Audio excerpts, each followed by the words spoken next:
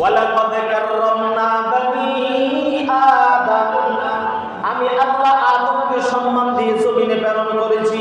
কিন্তু এই বান্দা যদি নিজের সম্মান ধরে না রাখতে পারে, সেই যে আদম জাত সম্মানিত জাত, সেই নিজের জাতি সত্তাকে ভুলে যায়, সেই নিজেকে যদি ভুলে যায়, তাহলে এই আদম সন্তান ওয়ালাকাদ কাররামনা বানি আদম আর থাকে না, সেই সম্মানিত আদম জাতি থাকে না, সেই নিকৃষ্ট প্রাণীর ন্যায় হয়ে যায়।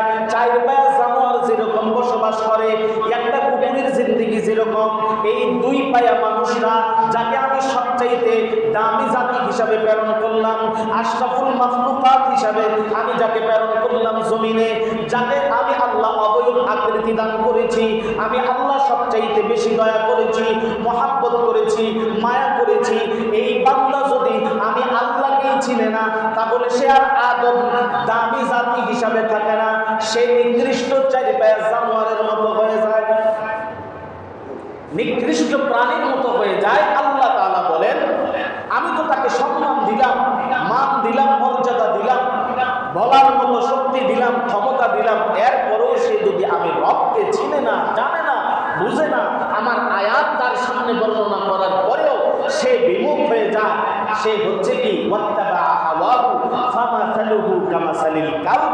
এই লোকটা জিন্দেগি আর একটা কুকুরের জিন্দেগি সমান। সূরাতুল আরাফের 176 নম্বর আয়াতে আল্লাহ তাআলা বলেন, ওয়াত্তাবা হাওয়াহু ফামাসালুহু কামাসালিল কালব। দুনিয়ার মোহে পড়ে যেই ব্যক্তি নিজের জীবনকে অতিবাহিত করবে, ভালো করে খেয়াল করবেন, আল্লাহ তাআলা বলে, দম দিলাম, টাকা দিলাম, পয়সা দিলাম, আওলাদ দিলাম, মাল দিলাম, ক্ষমতা দিলাম, সব দিলাম, এরপরে বান্দা দুনিয়ার মোহে পড়ে সে আমাকে ভুলে গেছে। ওই ব্যক্তি বা ওই সম্প্রদায়ের বা ওই গোত্রের লোকের দৃষ্টান্ত হচ্ছে একটা কুকুরের মতো। কার মতো বলেন না? কার মতো? কুকুরের মতো। কিভাবে? কুকুর খায়, সেও খায়। কুকুর তার যৌন চাহিদা নিবারণ করে, সেও যৌন চাহিদা নিবারণ করে। কুকুরের ঘরে বাচ্চা হয়, তার ঘরেও বাচ্চা হয়। কুকুরেও ঘুমায়, সেও ঘুমায়। আল্লাহ বলে, কুকুরের ঘুমের সাথে, কুকুরের যৌন চাহিদার সাথে, কুকুরের খাওয়ার সাথে এই মানুষ রূপী কুকুরের কোনো পার্থক্য নেই। সারাদিন কম্বলের উপরে দিয়ে লিঙ্গুর খান্ডে মোড়াইয়া আটে আর বেড়িয়া আটে, তৎক্ষণ করে গাছ দেখলে খাও এখন তুলে আসে না আর দৌড়ে। ঠিক আমাদের সমাজের মধ্যে আমরা কিছু মানুষ এমন হয়ে গেছি, ঘুম থেকে উঠার পরে জায়গায় জায়গায় ফাও তুলিয়া, কুত্তাইতে ফাও তুলি মুখে, হ্যাঁ দুটো ফাও উবা করাইয়া মুখে আর আটে আর খায়, ঘুমায়, লেদায়, সেনায়, বাচ্চা কাচ্চা জন্মায়। সমাজটারে হ্যাঁ মনে করে সমাজের সবচেয়ে বড় লিডার, সমাজের সবচেয়ে বড় নেতা, সমাজের সবচেয়ে বড় ধনাঢ্য ব্যক্তি। অথচ আল্লাহ বলে, ইগুয়ার কুত্তায় আমার, ইগুয়ার এটা আমার কথা না, আল্লাহ ঠিক হুবাহু সেম কথা, একই কথা আল্লাহ বলতেছেন। এখন আমার উপরে আপনি যদি রাগ আনেন, আমার উপরে যদি আপনি গুসা করেন, আমার যদি আপনি তিরস্কার করেন, বা আমার কিচ্ছু করার নাই, আমি জাস্ট আল্লাহর ভাষাটারে বা আরবি ভাষাটারে বাংলায় আপনার সামনে ব্যাখ্যা করছি। তো মানে আমার এই কথাগুলোর বিরোধিতা করা মানে সরাসরি কার, বুঝেন নাই? কার বিরোধিতা করা?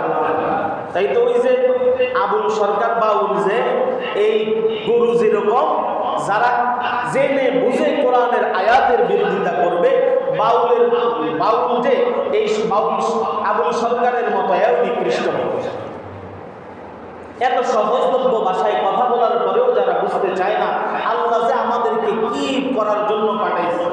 কুকুরকে আল্লাহ নামাজ দেয় নাই, গরুকে আল্লাহ নামাজ দেয় নাই, খিনজির অর্থাৎ শুয়োরকে আল্লাহ নামাজের বিধান দেয় নাই, গাছপালাকে, গরু ছাগলকে আল্লাহ নামাজ পড়ার কথা বলে নাই। বলছে আশরাফুল মাখলুকাত, শ্রেষ্ঠ জাতি, যাকে আল্লাহ শ্রেষ্ঠত্ব দিয়ে, সম্মান দিয়ে জমিনে পাঠিয়েছেন, ওই জাতির নাম কি? ইনসান। ইনসানকে আল্লাহ দিয়েছেন 5 ওয়াক্ত নামাজ, আল্লাহর বিধিবিধান যুগে যুগে নবী রাসূল প্রেরণ করে রাস্তা দেখিয়েছেন। এরপরেও ওই জাতি আল্লাহকে ভুলে যায়। আল্লাহ বলে, এত কিছু তার সামনে বর্ণনা করার পরে, এত কিছু তার সামনে আমার মহত্ব বর্ণনা করার পরে, এরপরে সে আমি রবকে চিনল না, সে তো একটা কুকুরের সে তো একটা হাইওয়ানের মতো। কোন কোন আয়াতে আল্লাহ তাআলা বলেন লাকুম কুলুবুন লা ইয়াফকাহুনা বিহা, সূরা আরাফে তো আল্লাহ বলছে কুকুর। অন্য আয়াতে আল্লাহ তাআলা বলেন চতুষ্পদ জন্তুর চাইতে নিকৃষ্ট, এর চাইতে যদি নিকৃষ্ট কিছু থাকে উলাইকা কাল আনআম বাল হুম আদাল, এর চাইতে যদি নিকৃষ্ট কিছু থাকে তাইলে ওই দুই ভাইয়া মানুষটা দুই ভাইয়া যাবে। এটা আল্লাহর ভাষা, এটা আমার ভাষা, আল্লাহর ভাষা। কেন আল্লাহ এগুলো বলতেছে?